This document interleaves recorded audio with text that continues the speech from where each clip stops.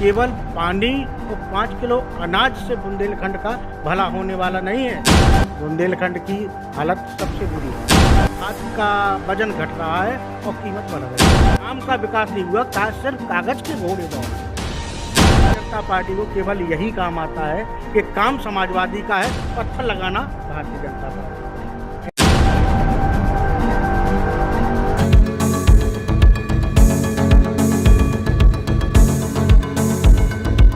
आप देख रहे हैं महोबा टुडे।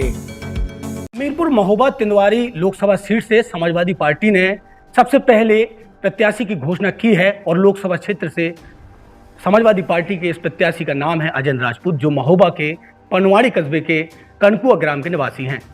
सीधी बात करते हैं उनसे। हमारे साथ में मौजूद हैं कि किस प्रकार की तैयारी है और लोकसभा की उम्मीदवारी के तौर पर किस प्रकार से उनकी किस्मत आजमा रहे हैं और गांव-गांव जा रहे हैं, कितनी मेहनत उन्होंने की है और आगे का उनका क्या माइंड मेकअप है। अजय जी, सबसे पहले आपका स्वागत है। किस प्रकार की आपने तैयारी कर रखी है और समाजवादी पार्टी ने सबसे पहले आपको प्रत्याशी बनाया, क्या कहेंगे इस बारे में? पहले तो मैं माननीय राष्ट्रीय अध्यक्ष अखिलेश यादव जी का मैं धन्यवाद करता हूं और शीर्ष नेताओं को भी मैं धन्यवाद बोलता हूं और आप मीडिया से जो आए हुए हैं सभी का मैं धन्यवाद बोलता हूँ। अच्छा, लोकसभा का आपको टिकट दिया गया है, लोकसभा सीट, आपकी लोकसभा क्षेत्र बहुत बड़ा है। ऐसे में क्या मानते हैं कि आपने पहले से कोई तैयारी कर रखी हो या कितना विश्वास था कि टिकट आपका मिलेगा जिस प्रकार से आपकी तैयारी चल रही थी?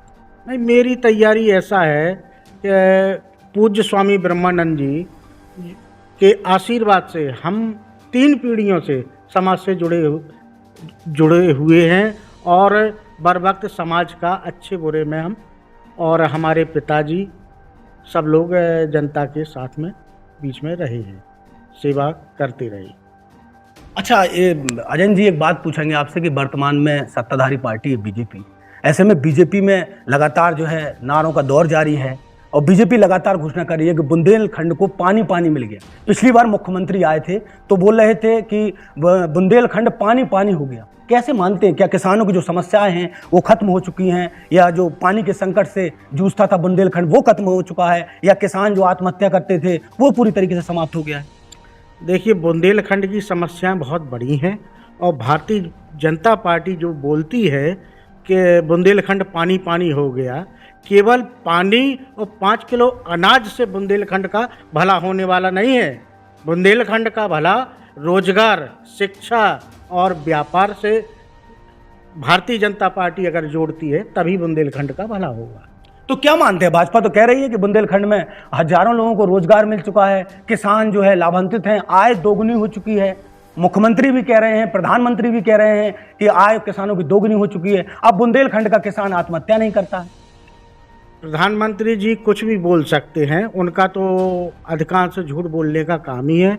किसान की आमदनी दोगुनी नहीं होकर दोगुना नुकसान हो रहा है। रेट फसल के हमारे जस के तस हैं और महंगाई दुगनी हो गई है। तो क्या भारतीय जनता पार्टी जो ये नारे बोल रही है उसमें कितनी सच्चाई है? मेरी समझ में तो 1 भी % सच्चाई नहीं है। बुंदेलखंड की हालत सबसे बुरी हालत है। आप आगामी समय में आप जनता के बीच में जाएंगे, आपका लोकसभा क्षेत्र बहुत बड़ा है। ऐसे में समाजवादी पार्टी के वो कौन से काम है या कौन सी बातें हैं या कौन से विषय पे आप चर्चा करके जनता के बीच में जाएंगे, उन्हें बताएंगे कि हम विकास के लिए तत्पर हैं? देखिए, समाजवादी पार्टी ने जो किसानों के हित में, मजदूरों के हित में काम किया है और जो महिलाओं के हित में काम किया है, आज तक किसी पार्टी ने नहीं किया। महिलाओं हित के सुरक्षा के लिए 100 नंबर सुविधा दी है और किसानों के लिए ट्यूबवेल व्यवस्था की गई है, नहरों की व्यवस्था की गई है और जलाशय बड़े बनाए गए हैं, नहरों की भी अच्छी व्यवस्था की गई है और जो सिंचाई से लाइट का बिल है उसमें भी काफ़ी किसानों को राहत मिली है।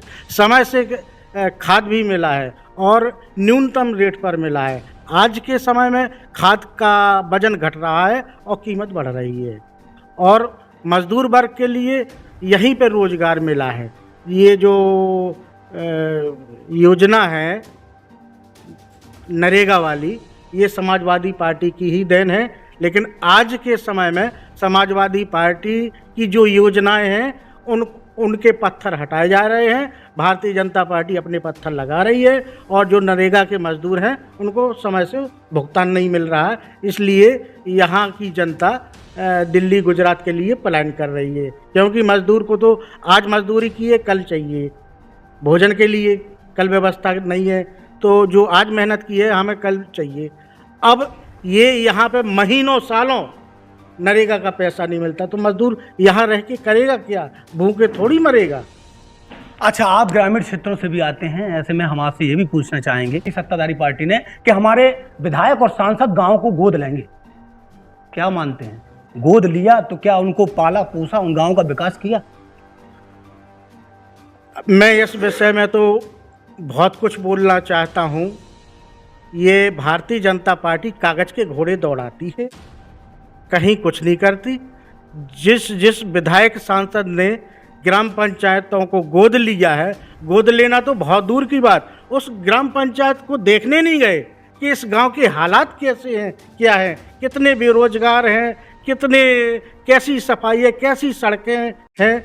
ये पानी की लाइन जो बिछाई गई, सीसी तोड़ी गई, वो आज तक उस सीसी को भरा नहीं गया है।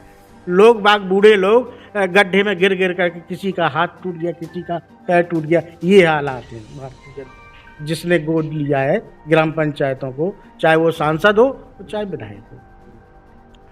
अच्छा अजय जी, बात चलती थी, आपने देखा होगा कि उसमें विज्ञापन चलते थे कि अब की बार भाजपा सरकार, खूब हुआ विकास, एक बार फिर भाजपा सरकार।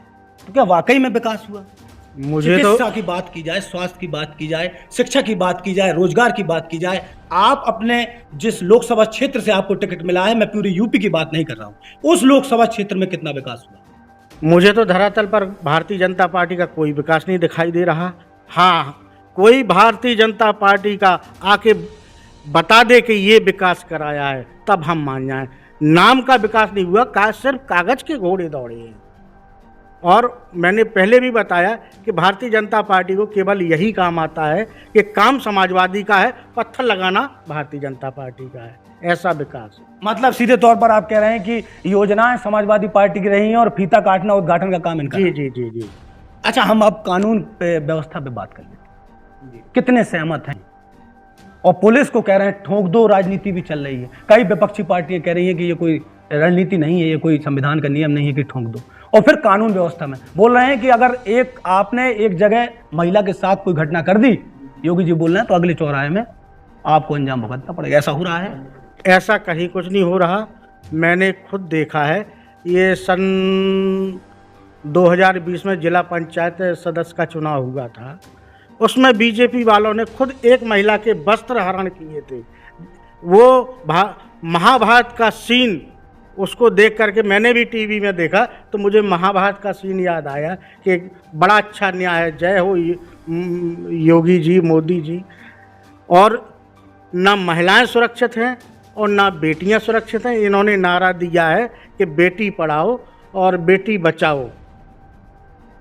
तो ये सारे इनके जितने भी इन्होंने नारे दिए हैं वो सब 100 के 100% झूठे हैं। केवल इनका काम है जनता को गुमराह करना, अपनी जनता पर भय बनाना, कहीं बुलडोजर का, कहीं मुकदमों का। इस तरीके से ये जनता दबाव में ले रही है। आज के समय में कई लोग इनके भय से, आत्मा से नहीं, भय से भारतीय जनता पार्टी की सदस्यता ली है कि हमारे व्यापार सुरक्षित रहें, हमारा जो दाना पानी चल रहा है, व्यापार चल रहा है, हमारी हर चीज़ सुरक्षित रहे। अन्यथा कहीं ईडी और कहीं सीबीआई। अच्छा, आप महोबा, आपका संसदीय क्षेत्र तो लोकसभा क्षेत्र तो पूरा है, हमीरपुर है, महोबा है, तिलवारी है, आप मुख्य रूप से महोबा जिले में ही रहते हैं। ऐसे में टीवियों में एक ऐड देख रहे होंगे, नल से पानी टपकता है, वो बोला जाता है हर घर जल हर घर नल। आपका भी घर है, ग्रामीण क्षेत्र में आप हैं, आप अपने ही गांव से शुरुआत कीजिए। क्या सभी घरों को जल मिल रहा है? हर घर में नल लग रहा है? हर घर में टोंटी से पानी आ रहा है? आज ये नल वाली बात करने लगे हैं, केवल पाइपलाइन डली है, ना कहीं नल लगा है, ना किसी के घर में कोई टोंटी लगी हुई है। ये सब झूठ है। और इन्होंने एक करीब 3 साल पहले घर घर शौचालय का भी नारा दिया था। ये सब झूठा है। अगर 500 एक ग्राम पंचायत में 500 परिवार रहते हैं तो 500 शौचालय नहीं बने। आज भी देहात की महिलाएं बुजुर्ग डिब्बा लेके आज भी मैदान में फ्रेश होने के लिए मजबूर हैं। तो अब यहाँ के जो आपके डिप्टी सीएम हैं ब्रजेश पाठक, स्वास्थ्य मंत्री भी हैं, वो कह रहे हैं अस्पतालों की दशा बहुत अच्छी हो गई है, अब आपको किसी प्रकार की कोई दिक्कत नहीं। महोबा में ट्रामा सेंटर, मेडिकल कॉलेज, दुनिया भर की घोषणा हुई है। तो कैसे देखते हैं कि विकास तो वो बात तो कर रहे हैं ना।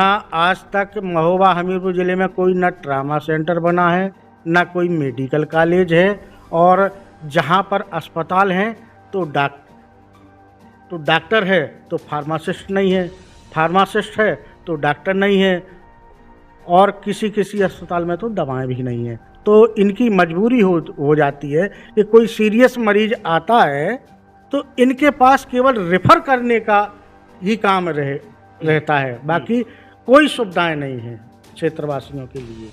रेफर सेंटर है, रेफर सेंटर है सब। अब आप जाएंगे जनता के बीच में, आप जनता के बीच में जाएंगे, हमीरपुर भी, महोबा भी, तिंदवारी भी, तो समाजवादी पार्टी के ऐसे कौन से काम हैं या कौन से विकास कार्य जो भाजपा नहीं कर पाई, जनता के बीच में कैसे भुनाएंगे, कैसे ये दावा करेंगे कि हम जो है, अब हम पर विश्वास कीजिए, मौजूदा सांसद संसदीय क्षेत्र के 2 बार से लगातार सांसद हैं, वो बता रहे हैं कि सांसद जी ने बहुत काम किया जनता के। अब आपको भी जाना है जनता के बीच में, वो भी देखिए भारतीय जनता पार्टी ने तो कोई काम नहीं किया। समाजवादी पार्टी सरकार ने सूखा राहत में 30,000 रुपये, 27,000 जो जैसा किसान है उसका कर्ज माफ़ किया है, और पेंशन, वृद्धा पेंशन, विधवा पेंशन, सारी पेंशनें बनाई गई हैं, और सिंचाई के साधन भी, विद्यालय में बच्चों की व्यवस्था, ये जो मिड डे मील चल रहा है ये सब समाजवादी पार्टी की ही देन है कि बच्चों को अच्छा भोजन कराएं ताकि वो स्वस्थ रहें, अच्छी शिक्षा मिले।